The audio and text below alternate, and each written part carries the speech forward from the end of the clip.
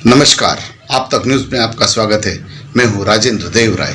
रुक करते खबर की ओर। मां नर्मदा सेवा परिक्रमा करने वाले महान संत दादा गुरुजी जो 1100 दिनों से अखंड निराहार व्रत रखे हुए हैं, आप अपनी यात्रा के अंदर पिछले 1100 दिनों से लगातार उपवास कर रहे हैं। आपने कोई भी आहार नहीं ग्रहण किया है। आप 24 घंटे के अंदर केवल एक बार मां नर्मदा का जल पीते हैं। आपकी ये दूसरी परिक्रमा है। 27 नवंबर 2023 से कार्तिक पूर्णिमा से ओंकारेश्वर से यात्रा पुनः प्रारंभ हुई है।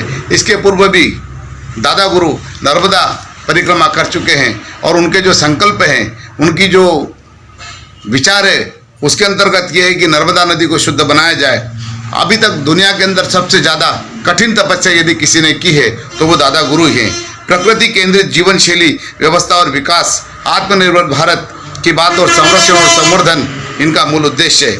मां नर्मदा जीवंत है, इसको इकाई का दर्जा मिले। मां नर्मदा और सहायक नदियों के शुद्धिकरण और संरक्षण संवर्धन के लिए जन भागीदारी सुनिश्चित की जाए। मां नर्मदा के हरित जल संग्रहण क्षेत्र के निर्माण हो, अतिक्रमण खनन को पूर्णतः प्रतिबंधित किया जाए और उसे संरक्षित किया जाए।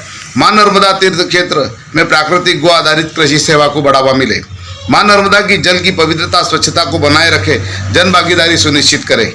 केंद्र शासन और राज्य शासन के द्वारा मां नर्मदा की धारा धेनु प्रकृति और पर्यावरण की नीति के कानून बनाए जाए और योजनाओं का क्रियान्वयन किया जाए। बंदगी करे, गंदगी नहीं। सृजन के द्वार पर विसर्जन कैसा? नदी हो तो सदी रहेगी और सदी नहीं है तो फिर नदी नहीं रहेगी। काल की गणना नहीं, काल से मंत्रणा करो। प्रेम, पेड़ और पानी मानव जीवन की निशानी है। युगों युगों से देखा है, मां नर्मदा जीवन रेखा है। आपत्ति विपत्ति का कारण प्रवृत्ति है, प्रकृति नहीं। जीवन दायिनी के तट पर पद पर ही मेरा जीवंत मठ है। मठ की मान्यता मूर्तियों से होती है और मां नर्मदा की मान्यता उसके तट और पद से होती है।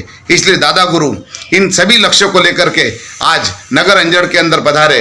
अपने साथ सैकड़ों नर्मदा परिक्रमा वासियों के साथ आज रात्रि के अंदर विश्राम चंद्रहास जिनिंग उद्योग के अंदर किया। सुबह से जैसे ही वे नर्मदा परिक्रमा यात्रा के लिए निकले, नगर अंजड़ के अंदर उनका भव्य स्वागत किया गया। जगह जगह पुष्प वर्षा की गई। पुष्प वर्षा कर पूरे नगर वासियों ने उनका आशीर्वाद लिया। आशीर्वाद लेने के बाद में वे साकेत इंटरनेशनल स्कूल के अंदर भी पहुंचे, जहां बच्चों को उन्होंने अपना उद्बोधन दिया। बच्चों को उन्होंने कहा कि एक एक पेड़ लगाइए। जीवन के अंदर वृक्ष, पेड़, नदी, वायु, प्रकृति, ये सब हमारी माँ है। दुनिया के अंदर एक ऐसा देश भारत ही है जहाँ पर भारत माँ को, हमारी मिट्टी को हम भारत माँ कहते हैं, जहाँ नदियों को भी माँ कहते हैं, जहाँ पत्थरों को भी माँ कहते हैं, पहाड़ों को भी माँ कहते हैं, पर्वतों को भी माँ कहते हैं, पेड़ों को भी माँ कहते हैं। यहाँ हमारी जननी, हमारी जन्मदाता माँ को भी जननी कहते हैं और यहाँ पालने वाली उस व्यवस्था को भी हम माँ कहते हैं।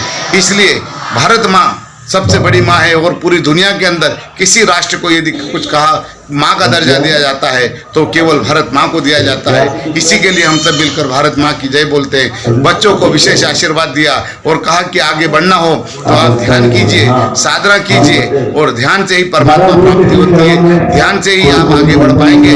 आप अपने जीवन के अंदर अपने घर जाकर के एक एक वृक्ष लगाइए। इन्हीं भावों के साथ में प्रेस परिषद अंजड़ के अध्यक्ष राजेंद्र देव राय के द्वारा वृद्धाश्रम को लेकर और परिवार के अंदर वृद्धों की प्रगति को लेकर के भी प्रश्न पूछे गए। उन्होंने कहा कि प्रकृति और पहाड़ों को भी कहा, पेड़ों को भी कहा, जननी को भी कहा और पालने वाली को भी मां कहा। इस देश में इतनी बढ़िया सनातन संस्कृति चली आ रही है, उसके बावजूद भी हमारे परिवारों में माता पिता का, बुजुर्ग माता पिता का पालन पोषण नहीं हो रहा है और देश में वृद्धाश्रम की संख्या निरंतर बढ़ रही है। इसको लेकर मन में पीड़ा है। इसको लेकर मैं आपसे ये आग्रह करूंगा कि गुरुदेव आप समाज को इसको संदेश दें कि प्रकृति के साथ अपने माता पिता का भी हम सहयोग करें और उनकी सेवा पूजा करें और देश में जो वृद्धाश्रम बढ़ रहे हैं वो बंद हो। ऐसे आपसे स्वागत।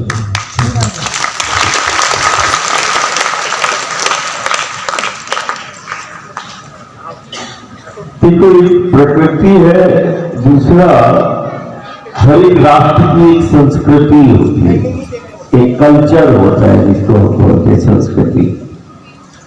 हर एक देश की एक जीवन पद्धति होती है, हर एक देश की एक जीवन शैली होती है, एक व्यवस्था होती है, एक संस्कृति होती है। और सारी दुनिया में सिर्फ एक संस्कृति है जिसको हम सनातन संस्कृति कहते हैं, जो संस्कृति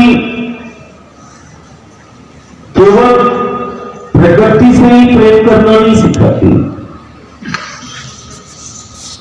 जो संस्कृति प्रत्येक जीव से प्रेम करना सिखाती है, वो हमारी सनातन संस्कृति है, वो हमारी हिंदू संस्कृति है या भारतीय संस्कृति है। ये प्रकृति से प्रेम करना सिखाती है, जो माटी से प्रेम करना सिखाती है, जो अपनों के साथ कैसे जीना है वो सिखाती है। और ये संस्कृति कोई मानव निर्मित नहीं है। दुनिया में सिर्फ हमारी संस्कृति, हमारा कल्चर है जो मानव द्वारा निर्मित नहीं है।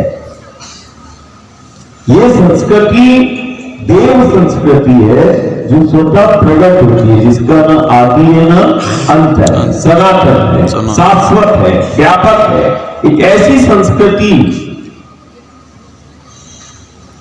जो जीना सिखाती है, माटी से, पेड़ पहाड़ों से, प्रकृति से जो प्रेम करती, अपनों